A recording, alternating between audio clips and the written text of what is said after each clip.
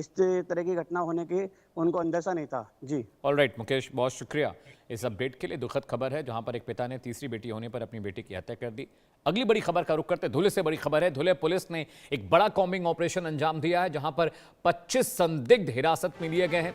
इनमें 2 वांटेड आरोपी भी हैं जो गिरफ्तार किए गए हैं। नकली चांदी, मोबाइल और व्हीकल जब्त हुए हैं। 190 जवानों ने 6 घंटे तक ये सर्च ऑपरेशन चलाया था, जिसके बाद ये बड़ी गिरफ्तारी हुई है। क्रिमिनल्स गिरफ्तार हुए हैं, 25 संदिग्ध हिरासत में लिए गए। इसमें 2 वांटेड आरोपी भी बताए जा रहे हैं। तो धुले पुलिस ने एक बड़ा कॉम्बिंग ऑपरेशन चलाया। 190 जवान इस ऑपरेशन में शामिल थे। 6 घंटे तक वहां पर जांच पड़ताल हुई। नकदी, चांदी, सोना और गाड़ियां बरामद हुई हैं जो अवैध तरीके से वहां पर मिली हैं, जिसे पुलिस ने जब्त किया है। तो धुले पुलिस, महाराष्ट्र के धुले में पुलिस ने एक बड़ा कॉम्बिंग ऑपरेशन चलाया और अवैध रूप से जो चांदी और जो व्हीकल्स और तमाम चीजें थी उसे जब्त किया है।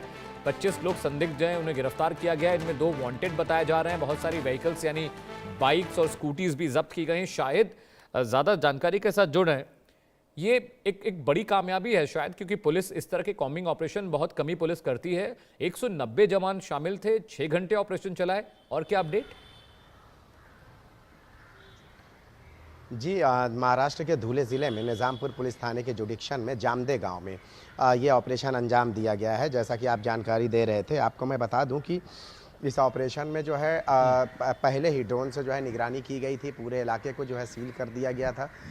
जो इलाका है जहां पे जो है कॉम्बिंग ऑपरेशन अंजाम दिया गया, यहां पे जितने भी आने जाने वाले रास्ते थे सभी बंद कर दिए गए। तकरीबन 6 घंटों तक रात में यह कॉम्बिंग ऑपरेशन चला, जिसमें जो है नकदी, जेवरात और मोबाइल फ़ोन, लैपटॉप, ये सारी चीज़ें ज़ब्त की गई है। इसके साथ साथ जो है कई 25 लोगों को, तकरीबन 25 लोगों को जो है पूछताछ के लिए हिरासत में लिया गया है।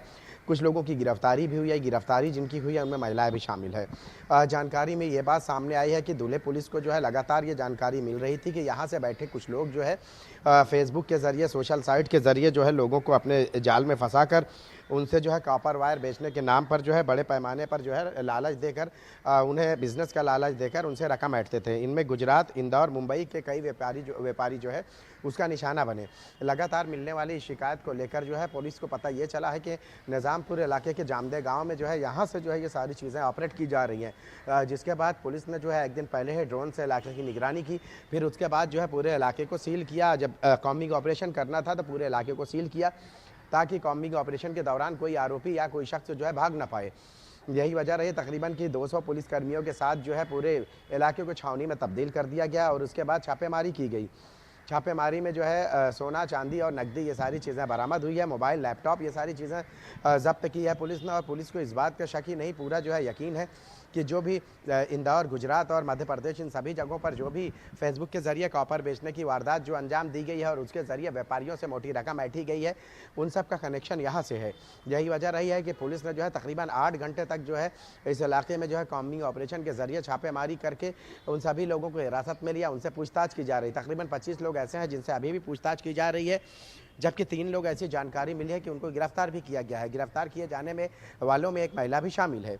जानकारी में ये बात सामने आई है कि यहाँ से बैठकर बहुत सारे लोग जो है सोशल साइट्स के ज़रिए देश के अलग अलग हिस्सों में लोगों को जो है निशाना बनाते थे और उनसे मोटी रकमें ऐंठते थे।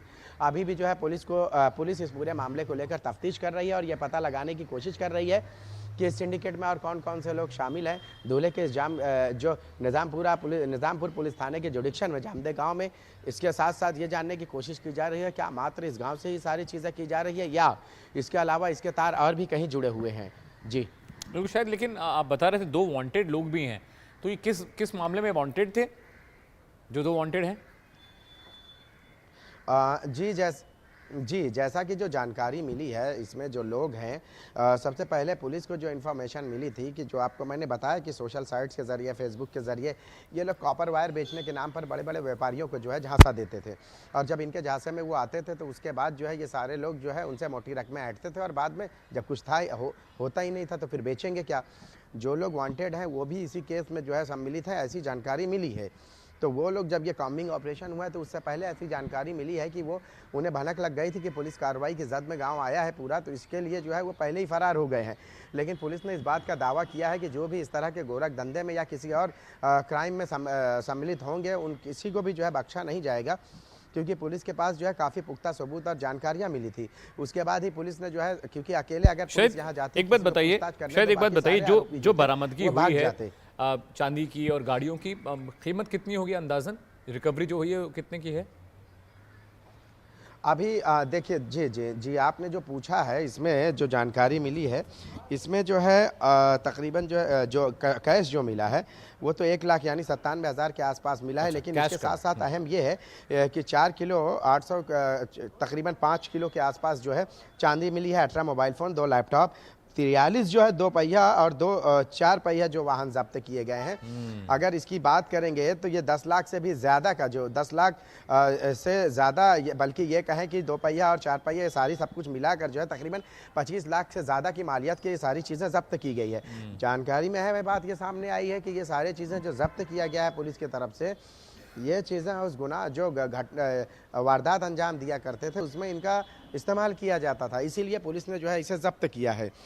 अब पुलिस के सामने सबसे अहम ये है कि जो ऑनलाइन फ्रॉड किया जा रहा था या इसके अलावा किसी दूसरे क्राइम में जो लोग शामिल हैं, वो जो ये रकम तलब करते थे व्यापारियों से, वो क्या इसी इलाके में या इसके अलावा भी जो है और कहीं से भी जो है जुड़े हुए हैं, जो यहाँ पे अभी तो मात्र यही गाँव का पता चला है।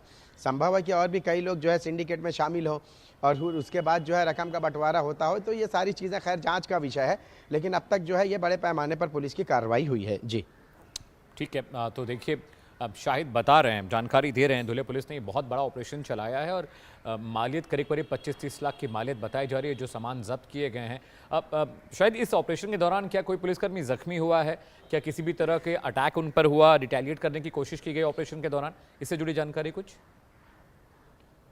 दरअसल पुलिस ने सबसे खास बात ये रही है कि पुलिस ने बहुत ही प्लानिंग से ये कॉम्बिंग ऑपरेशन अंजाम दिया। ऐसा नहीं रहा कि पुलिस अचानक में गई और दबिश दे दी। अक्सर क्या ऐसा होता है कि अचानक में जब पुलिस कहीं जाती है और वहाँ दबिश देती है तो वहाँ पे लड़ाई झगड़े या तू मैं या इस तरह की चीज़ें होती है। लेकिन पुलिस ने क्या किया, बहुत प्लानिंग से सारी चीज़ें की, क्योंकि सबसे पहले उनको इन्फॉर्मेशन जो मिली थी, उस इन्फॉर्मेशन के मुताबिक पहले यहाँ ड्रोन से इस पूरे इलाके में निगरानी किया पुलिस ने। ड्रोन से फिर उन सारे रास्तों पे जहाँ पे जो है ऐसा था कि अगर जब छापेमारी की जाएगी यहाँ से लोग भाग सकते हैं, तो जितने भी रास्ते थे उन रास्तों पे जो है पुलिस को उन्होंने वो करके उन पूरे रास्तों को सील कर दिया। अब बचे अंदर जो लोग हैं, अगर वो तमाशा भी करते या लड़ाई झगड़ा भी करते तो उन्हें इस बात की जानकारी हो चुकी थी कि पुलिस ने सारे रास्तों को सील किया है। ड्रोन से जब ये निगरानी की गई, फिर उसके बाद तकरीबन 200 पुलिसकर्मी यहाँ तैनात थे। अब आप समझ लीजिए कि इलाके में 200 पुलिसकर्मियों का तैनात होना, ये जो है एक तरह से छावनी में तब्दील हो गया। अगर 2-4 या 10 पुलिस वाले किसी सिंगल आरोपी के पास जाते तो संभव था कि बाकी लोग उन पर टूट पड़ते, लेकिन यहाँ एक बात ये हुई कि आरोपियों में जो है इतनी हिम्मत नहीं हो सकी कि वो पुलिस से जो है झड़प कर सकें। यही वजह है कि पुलिस पहले से ही, पुलिस बल जो है बड़ी तादाद में पुलिस ने इलाके में ना सिर्फ सील किया, फिर उसके बाद जो है 150 से 200 पुलिस कर्मियों ने छापे मारी, जबकि तो पूरे इलाके को जो है छावनी में तब्दील कर दिया गया। तो इसलिए वो नौबत तो नहीं आई। जी ठीक है, शायद बहुत शुक्रिया इस अपडेट के लिए। तो शाहिद अंसारी मेरे सहयोगी महाराष्ट्र से, मुंबई से जानकारी दे रहे थे। दर्शकों, तमाम बड़ी खबरों को लगातार हम टैग कर रहे हैं, पार्लियामेंट अफेयर्स को भी लगातार हम आप तक पहुंचा रहे हैं, दिखा रहे हैं। वक्त एक ब्रेक का है, जल्द लौट रहे हैं।